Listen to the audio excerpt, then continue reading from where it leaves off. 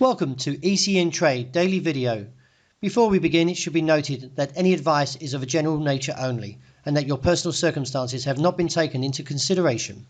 Hello everyone, my name is Rob Clayton and thank you for joining me. The Australian dollar continues to wobble after experiencing a world-wide decline after a double shot of hawkishness from the US Federal Reserve Chairman Jerome Powell's two-day semi-annual testimony. That signalled rate hikes are likely to be higher than previously expected if the US economy is still showing signs of running too hot. That is, if the inflation continues to climb. Meanwhile, traders are still digesting the Tuesday's RBA rate rise of 25 basis points to 3.6%, the highest level since mid-2012.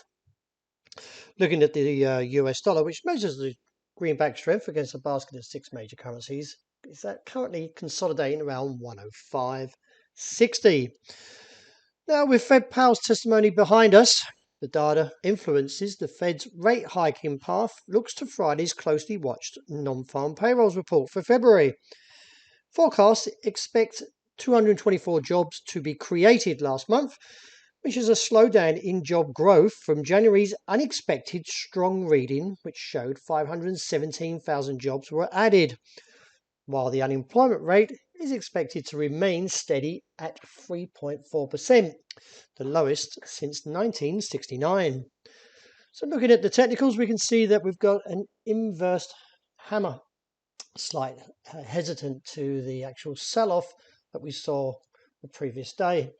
In light of the pattern, there's a little bit of divergence there, so we could see a slight increase to the upside, but towards 66.25 or even extending towards 66.70, there's a lot of supply I anticipate to come through, and if so, could see further risks for another down test, with the current target looking at 64.95 to around 65.05, or in short, 65 cents. But the trend holding to the bear case, and the technicals are still negative. It does limit the upside expectations. Looking at the euro, the market's still very much focused on that key level and the lows of 2023 at 105.15. With the dollar index poised for another test up, could see the break of 106, which would ignite a 300-point measured move rally. This in turn would see further risk to the euro and watch the market slowly decline towards a target that's seen around 103, which was back here in late November. As the bulls catch their breath since this strong rally, the market is preparing, I feel, for the next move up, that is towards 138. If so, it could extend towards 139 to 142, as the broader or primary objective or trend still holds to an upward case, and therefore could still see the topside challenge eventually achieve its goal, which, as I mentioned, around 142. Any pullback looks towards a support level around 136.65 to 135.90.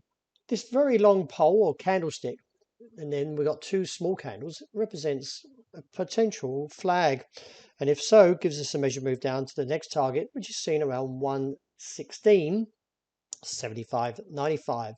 Any upward moves is expected to be limited, with 118.60 seen as minor and firm above at 119.25.